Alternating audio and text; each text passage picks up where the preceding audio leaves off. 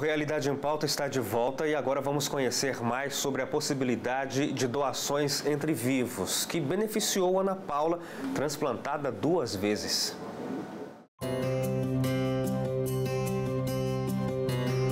Rins e fígado são os órgãos possíveis de serem transplantados entre pessoas vivas, como explica o presidente da Associação Brasileira de Transplante de Órgãos. Então, o transplante de órgãos intervivos é uma outra modalidade de transplante. Obviamente, ninguém vivo pode doar o seu coração, só tem um. Mas pode doar o rim, que tem 2. Então, o transplante intervivos mais comum no mundo inteiro e também no Brasil é o transplante renal.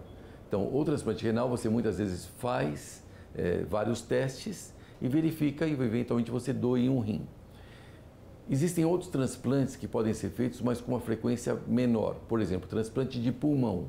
Eventualmente, a mãe pode doar uma parte, o pai pode doar outra parte para transplantar um filho com fibrose cística, por exemplo, que não tenha conseguido doador. Então, essa é uma outra modalidade menos utilizada, mas também viável de transplante intervivos. Uma terceira modalidade é de transplante de fígado. Inclusive o Brasil foi o primeiro país no mundo que fez transplante intervivos. Você doa uma parte do fígado para uma outra pessoa. E essa parte que você doou, ele se regenera depois de um tempo. Então você faz uma retirada parcial do fígado e beneficia uma outra pessoa. E aqui no Brasil, só é possível receber um rim de parente próximo. A questão de doação intervivos, ela também varia muito de país para país a legislação. A nossa legislação ela tenta ser o mais ética possível, o mais equânime possível do ponto de vista social, do ponto de vista de você não beneficiar pessoas por questão financeira, em todos os sentidos. E uma delas é essa questão do intervivos.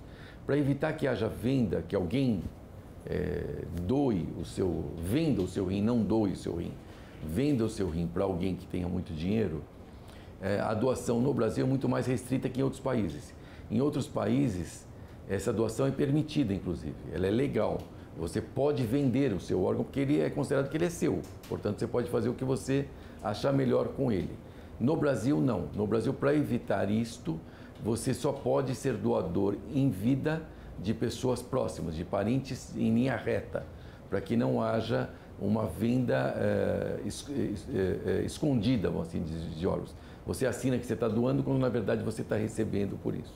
Ana Paula sofreu de problemas de saúde a partir dos 4 anos de idade, mas somente aos 10 é que foi diagnosticada com problema renal. E na verdade já era tarde. Já tinha perdido os 2 rins e fazia hemodiálise. E aos 11 fez o primeiro transplante. A doadora foi a própria mãe. E até hoje isso emociona a Ana. Como as coisas aconteceram também muito rápidas, né? Então eu fiquei só 3 meses, 4 meses, né, fazendo a hemodiálise, que foi o tempo suficiente para minha mãe fazer os exames. Porque na época, quando falaram que precisava de um doador e tudo mais, a primeira que falou foi minha mãe. Não, eu vou doar, né?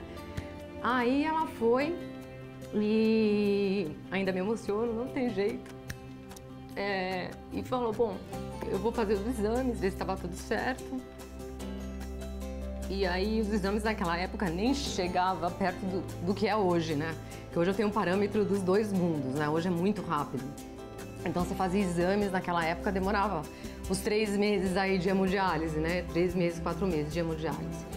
Aí quando ela soube que ela era compatível, nossa, foi a felicidade, né? E é engraçado porque eu não lembro, assim, eu não tenho muita noção. Pra mim já foi passado uma coisa meio, olha, ela vai doar, eu vou doar, vai dar tudo certo, né? E eu naquela pegada, né? O que eu tenho que fazer é isso, vamos fazendo. Eu devo muito à minha mãe, ela me deu muita força para segurar toda essa onda desse momento e ainda por cima doar o rim para mim, né? O primeiro rim recebido durou muito mais tempo do que o esperado. O primeiro transplante durou 30 anos. Né? E geralmente a durabilidade de um órgão, por exemplo, no caso renal, de rim, é em média 10 a 15 anos. O meu durou 30 anos. E eu acho legal falar, até para as pessoas assim, que são transplantadas, que eu acho que assim, o fato dele ter durado muito, principalmente porque, por exemplo, eu peguei um órgão de uma pessoa já de idade, que, né, no caso da minha mãe, comparando comigo, né, eu com 11, ela tinha a minha idade na época, né, então por mais que a gente tome remédio, o órgão não está no ambiente dele, então ele, entre aspas, ele sofre uma agressão meio que diária, né. Então, eu acho que o sucesso é exatamente isso. Eu sempre acompanhei, continuei sempre seguindo as recomendações médicas. Então, assim, eu não me lembro de nunca ter esquecido o meu remédio. Eu posso ter atrasado, porque no começo você tem que ter aquela regra mesmo de tomar 7 horas da manhã, 7 horas da noite, enfim, o horário que você escolher. Depois não é tão assim, você tem que tomar de manhã e à noite. Mas eu não me lembro de esquecer o meu remédio na vida. Então eu sempre fui muito regrada em matéria, sempre tomei meu remédio. O médico falava, Ana, daqui a 4 meses você tem que vir fazer os exames. Eu tava lá, 4 meses eu tava lá com o meu exame. Sempre controlei muito o meu peso, porque o peso influencia no controle da composição do remédio, porque o pessoal fala, mas beleza, vai ter que aumentar, vai ter que diminuir. É tranquilo, não é tranquilo, porque eu tenho que fazer todo dia um exame, isso mexe também com o rim. Então é uma coisa que quem é transplantado tem que levar a sério para ser bem sucedido. A gente tem que fazer a nossa parte antes, durante e depois. Então o meu primeiro rim, apesar de tudo que eu passei, ele durou 30 anos. Fugiu da curva da durabilidade. E eu perdi na realidade por causa disso, perdi numa condição natural, né? Porque já era um rim velho, antigo, muito tempo transplantada. Então a gente conseguiu, eu e os médicos, a detectarem essa perda renal, né? E que realmente o meu médico daí conseguiu tentar trocar medicamento, mas não deu certo. E ele falou, bom, Ana, a gente vai agora te preparar realmente para o segundo transplante, para você entrar na fila e vamos tentar evitar você fazer hemodiálise, né? Ana nunca precisou entrar na fila. E essa história de ser parente próximo foi diferente com ela, na ocasião do segundo transplante. Lá vem minha mãe de novo, né? Não doando o rim dela, mas assim, ela estava um dia numa manicure onde a gente frequentava, eu frequentava na época de solteiro, elas me conheciam. E ela ia lá e como as pessoas me conheciam, conversavam muito sobre mim, perguntavam muito sobre mim. E a minha mãe ali desabafou e chorou e falou que sabia, eu já estava me preparando para fazer o segundo transplante, como seria, porque minha família é muito pequena. E todo mundo sabe que o transplante, primeira coisa é tipo sanguíneo, né? Então o meu irmão tem um tipo sanguíneo igual, só que o meu irmão não pode doar porque tem pedra renal. O meu pai poderia estar doando, porque também tem o mesmo tipo sanguíneo, mas o meu pai também tem pedra renal e também um pouco por causa da idade, né? Então já tem pressão alta, então eles também acabam descartando. O meu marido, no caso, não tem o mesmo tipo sanguíneo que o meu, então ficou muito limitado. Então a ideia realmente era ir para a fila. E aí ela desabafando e tudo mais e contando toda a história, quando ela saiu, uma pessoa que estava do lado ouviu a história, se interessou pela história, quis o telefone da minha mãe, ligou para minha mãe e falou, olha, eu tenho o mesmo tipo sanguíneo que a sua filha, eu fiquei sabendo, eu estava no mesmo local, eu escutei, eu me interessei e eu quero ver a possibilidade de eu doar. Agnes, a doadora, entendeu que aquela era a oportunidade de ajudar alguém, já que no passado não pôde ajudar uma tia com o mesmo problema. Mas isso só foi acontecer de fato depois de 1 ano de conversa com a família e de estreitar o relacionamento.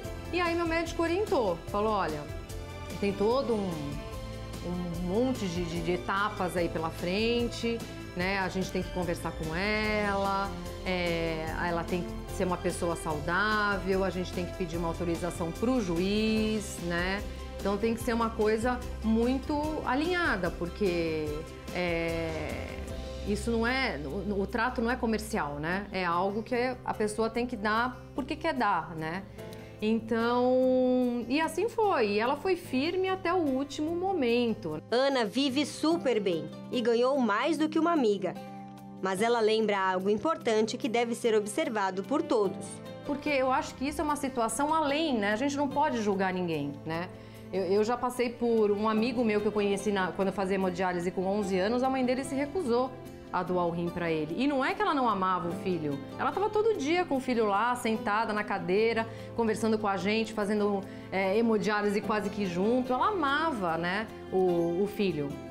Mas ela tinha medo, tinha os medos dela, a gente tem que respeitar, né? Porque a gente é algo a mais do que a sociedade impõe. Ah, é uma mãe, então uma mãe é obrigada a doar. Ah, é um irmão é obrigado a doar. Ninguém é obrigado a nada. Eu acho que as pessoas é que têm que começar a se sensibilizar, a ter compaixão, a querer, a ver que hoje em dia isso não é um bicho de 7 cabeças, que todo mundo vive super bem com um rim. Então a gente tem que começar a se conscientizar disso, né? E esse é um assunto que precisa ser melhor explorado, melhor conhecido por todos. Apesar do número absoluto de transplante de órgãos ter aumentado, ainda há muito que desmistificar para aumentar mais e ajudar as mais de 33 mil pessoas que estão na fila de espera. Olha, eu acho que nós progredimos muito nos últimos anos. Na medida que o transplante vai sendo mais realizado, ele vai sendo mais conhecido. Então, muitas vezes você tem um amigo, um familiar, um vizinho que fez transplante ou que foi doador. Então, o processo passa a ser um processo mais rotineiro. E na medida que passa a ser um processo mais rotineiro, ele passa a ser um processo que causa menos pavor, vamos dizer, que causa menos medo. As pessoas, todos nós, temos medo do desconhecido. Então, na medida que se torne mais conhecido esse processo, as pessoas têm mais facilidade em entender e em concordar com a doação. Acho que a gente tem, ao longo das décadas, feito mais transplantes e, portanto, amadurecido mais esse sistema na sociedade. Mas certamente temos muito para caminhar ainda e eu acho que é um processo contínuo, né? Para que outras pessoas tenham uma segunda chance, como a Karen e a Ana Paula, é preciso aumentar o número de transplantes. E isso é um trabalho conjunto de diversas frentes. Eu acho que a questão do aumento do número de transplantes é uma política ampla, né? É uma política ampla de formação de equipes, de qualificação de hospitais, de financiamento do sistema, de constatação de morte cerebral e da notificação da morte cerebral e de famílias concordarem mais com a doação. É um processo que envolve várias etapas, desde órgãos governamentais, desde órgãos de financiamento, estruturas médico-hospitalares e, obviamente, a da família concordar com a doação, porque ela, no final das contas, é quem autoriza ou não esse processo. Agarrar-se à vida, dar mais valor a ela e ver a importância de pensar no outro e não só em si mesmo é a lição que fica depois de conhecer histórias como essas. É viver cada momento, é aproveitar cada oportunidade que se tem que aproveitar. E eu acho que hoje a minha meta de vida é qualidade de vida.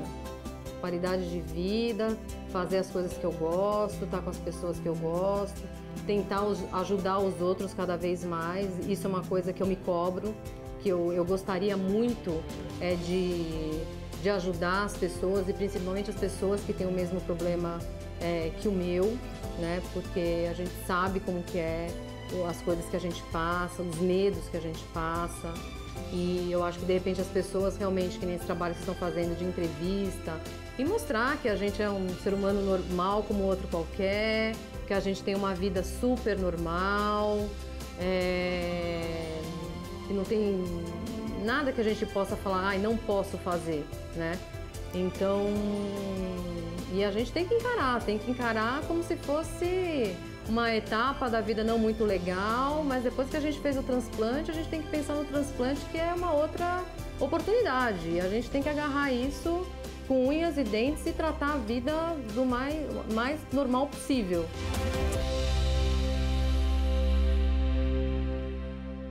O Realidade em Pauta de hoje fica por aqui. A gente se encontra no próximo programa e se você quiser rever este e outros programas é só acessar o nosso blog novotempo.com/jornalismo. Uma ótima noite para você e até lá. Tchau, tchau.